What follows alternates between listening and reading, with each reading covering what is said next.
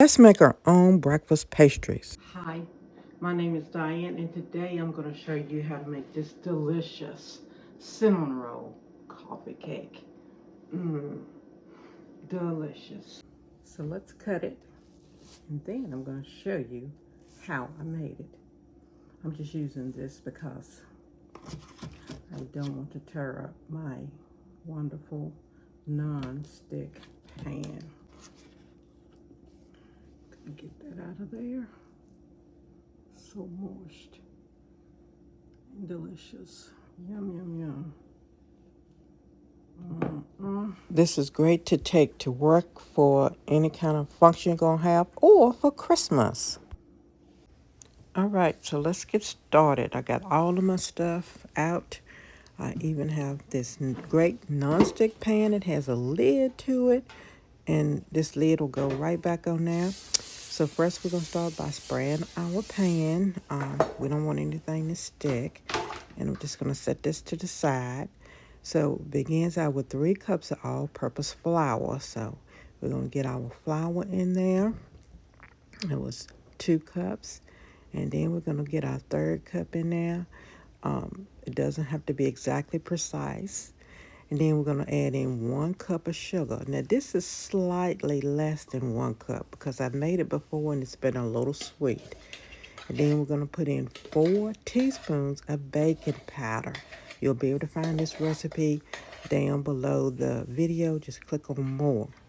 And then we're going to add a half a teaspoon of salt. And I'm just using my pink Himalayan salt. And then we're just going to stir that all together really good. Get everything incorporated. So after you get everything incorporated in there really nice, then we're going to go ahead and we're going to start with our wet ingredients.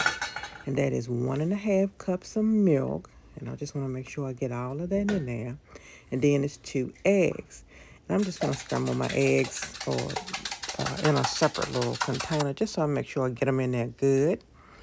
And then we're going to put in our vanilla flavoring or vanilla extract. I don't know why I always call it flavoring, but it's 2 teaspoons of vanilla extract. And I do like this vanilla that I've been using. And then we're going to put in a half of cup of melted butter. And then we're just going to stir it all together. So this is your cake batter. Easy peasy, simple, and just you can mix it with your hand. You can use a mixer if you like, but every time I've made it, I always just put a little mustard behind it and use my hand to mix it. And as you can see, that's how smooth it is, and it looks really great. All right, so now we're just going to take that cake batter and we're going to put it over in our 9 by 13 pan. It's a greased pan. And we're just going to make sure we get all of that over in there. That's looking good. And we're just going to smooth it out. Make sure it's nice and level, or as level as you can get it. Then in a separate bowl, we're going to take and we're going to put in 1 cup of brown sugar. And then we're going to add to that 2 tablespoons of flour. We'll get that mixed in there. And then we're going to add some ground cinnamon. And that's 2 tablespoons of, 1 tablespoon of ground cinnamon. This is where you're going to get that flavor from. And then we're going to add in 2/3 cup of melted butter. And then again, we're going to just take and we're going to mix that until it becomes smooth. It doesn't take that long to do it, but you want to get it mixed in good. Just make sure you don't have any lumps. If you have any lumps in your brown sugar, just make sure you get those out, because as it cooks, it would begin to get a little hard. Now, the first time I made it, I thought it was a little too sweet. That's why I don't use a complete cup of sugar in my cake batter.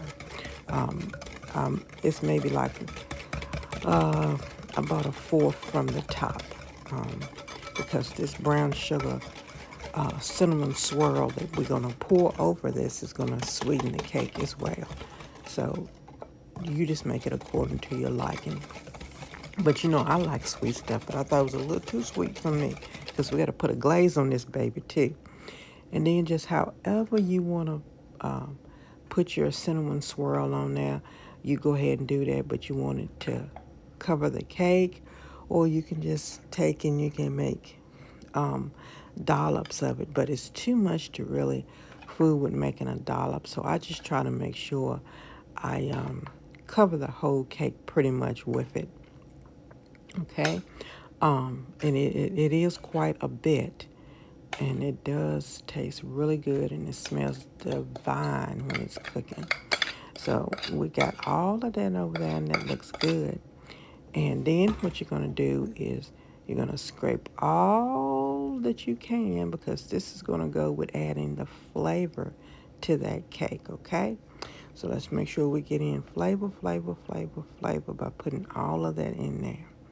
Then I'm going to take the back end of a plastic spoon, because I don't want to scrape my pan.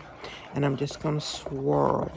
And I'm going all the way down to the bottom, and I'm giving it a really, really good swirl and mixing it together. Very good. My oven is preheated to 350 degrees, and it's going to cook about 30 to 35 minutes. In my oven, it took 35 minutes on the bottom rack. All right, so we're going to put that in, and I'll be back. Okay, it's been 35 minutes, and here is how it looks. And oh my goodness, it smells absolutely divine. All right, so we're going to make now a glaze. And I had originally made just a thick glaze at the beginning, but I'm going to experiment, and I'm going to make a thin glaze. So I've put in 2 cups of powdered sugar, 5 tablespoons of milk, and I'm going to add 1 teaspoon of vanilla extract. And this is going to make a thin glaze. And then I'm going to go back, and I'm going to make a thicker glaze to go over top of this. And the reason I'm doing it this time as opposed to the time before is I want to see how it does as far as just making it have kind of a ooey gooey texture to it as well.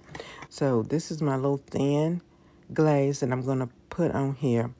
And I forgot to record myself making the thick glaze that I put on top of it. But this is like a see-through glaze that's going to make it even more like just deliciousness. And yeah, it turned out really good. But I will say that you can skip this part and just make it a thicker glaze, because again, it will add to the sweetness of your coffee cake. Okay, so this is just exactly how I did it when I made just the thick glaze. But the thick glaze is not going to be this runny, okay? The recipe for that would just be 2 cups of powdered sugar, or actually I add 3 cups of powdered sugar. And then I add in a teaspoon of vanilla extract, and then I use water. I use milk, but I use maybe 2 tablespoons. But you just keep putting the milk in there until you get it to where it will just drizzle down. But you want it to be thick. And I want to show you what it looks like when I made the thick to go over top of it. So this is how it looks when you make the thick glaze to go over top of it. And here, because I made 2, I didn't make quite as much. Cut it. So here we are cutting into it. And again, remember, you can just make the one glaze. I just wanted to see how it would do. And I thought it did really good, but I couldn't really tell a difference in the taste. So I think I'll just skip that extra process from now on. Look at this, how it looks in our pan. Enjoy.